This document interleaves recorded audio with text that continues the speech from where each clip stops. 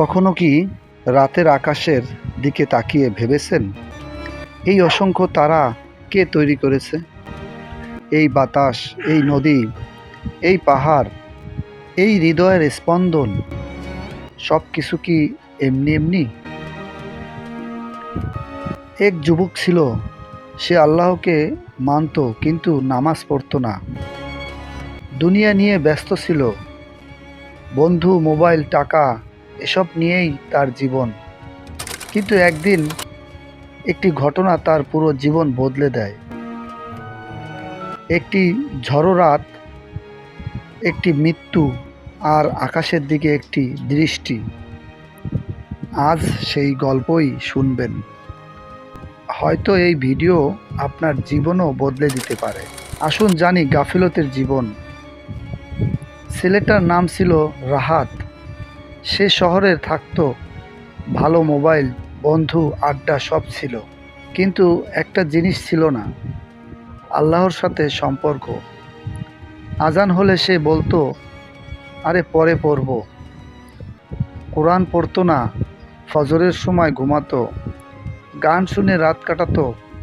তার মা প্রায়ই বলতেন, বাবা, জীবন খুব ছোট, আল্লাহকে ভুলে যাস না। কিন্তু সে হাসতো, কারণ সে ভাবতো এখনো অনেক সময় আছে। আল্লাহর সৃষ্টি ও কোরআনের আয়াত। একদিন রাহাত গ্রামের বাড়িতে যায়। সেখানে বিদ্যুৎ চলে যায়, চারপাশ অন্ধকার। হঠাৎ সে আকাশের দিকে তাকায়, অসংখ্য তারা, নিঃশব্দ রাত, ঠান্ডা বাতাস। সেই মুহূর্তে তার চাচা বললেন, জানিস রাহাত, এই আকাশটা এমনি এমনি তৈরি হয়নি।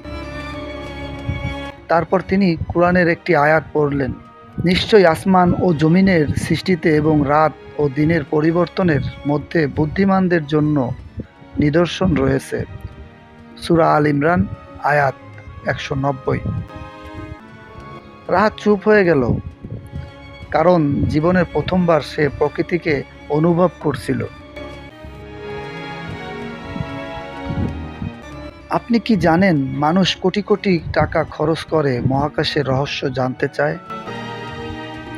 কিন্তু কোরআন 1400 বছর আগে বলেছে তিনি 7 আসমান স্তরে স্তরে সৃষ্টি করেছেন। সূরা মুলক, আয়াত 67। এই সূর্য যদি পৃথিবীর একটু কাছে আসতো, সব পুড়ে যেত, আর একটু দূরে গেলে বরফে সব জমে যেত। কে এত নিখুঁতভাবে সব নিয়ন্ত্রণ করছে? সে কেউই না, সে একজন আল্লাহ।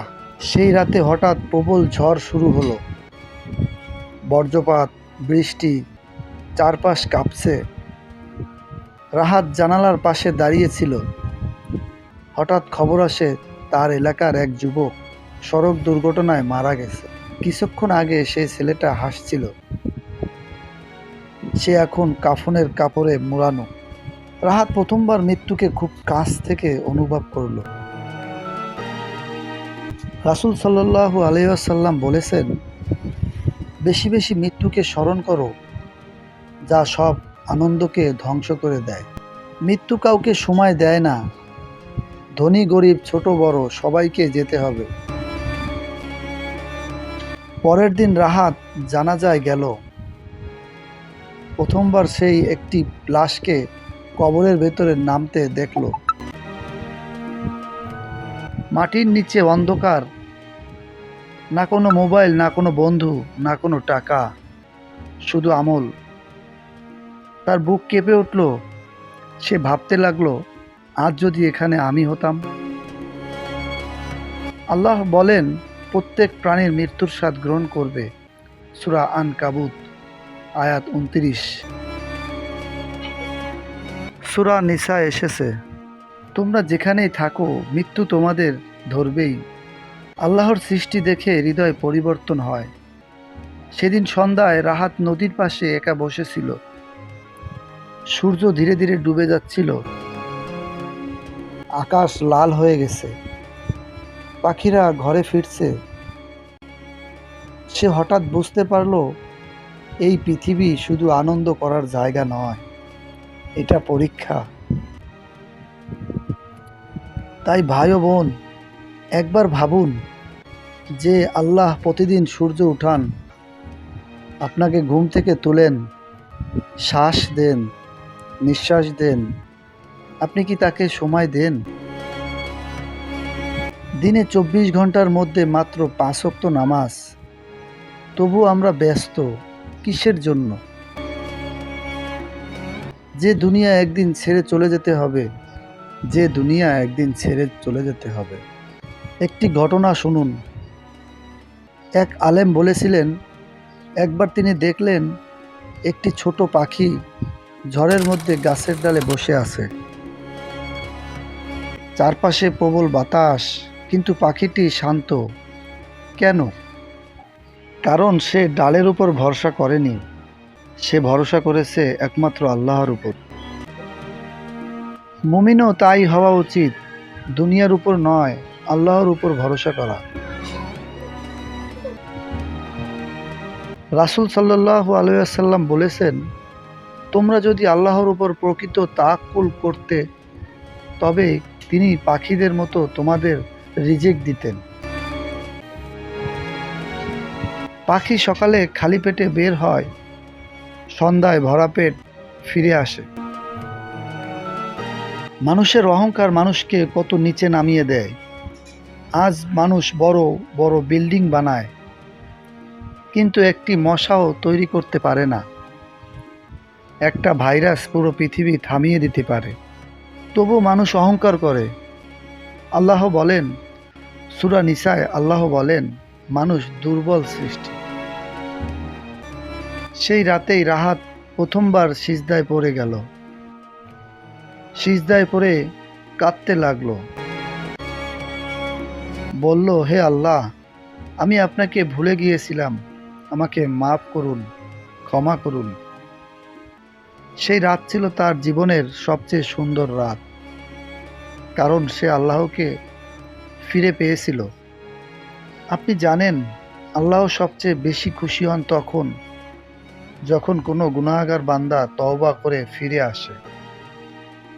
রাসূল সাল্লাল্লাহু আলাইহি ওয়াসাল্লাম বলেছেন, বান্দার তওবা আল্লাহর এত বেশি খুশি হন, যেমন মরুভূমিতে হারিয়ে যাওয়া উট ফিরে পেলে মানুষ খুশি হয়।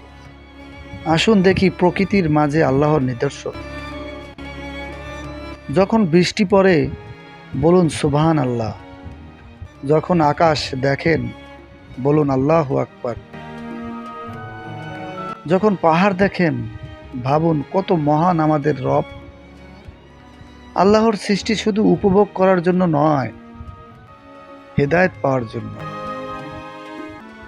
একদিন এই আকাশ ভেঙে যাবে, সূর্য নিভে যাবে, পাহাড় উড়ে যাবে, কিন্তু আল্লাহর চিরস্থায়ী।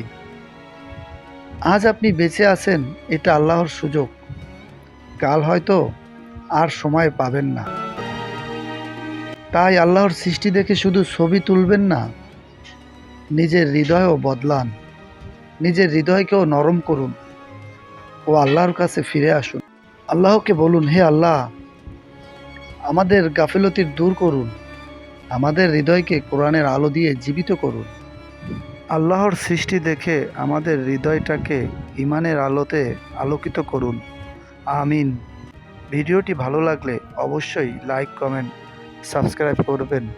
মোটিভেশনাল ওয়ার্ডস, শাহিন।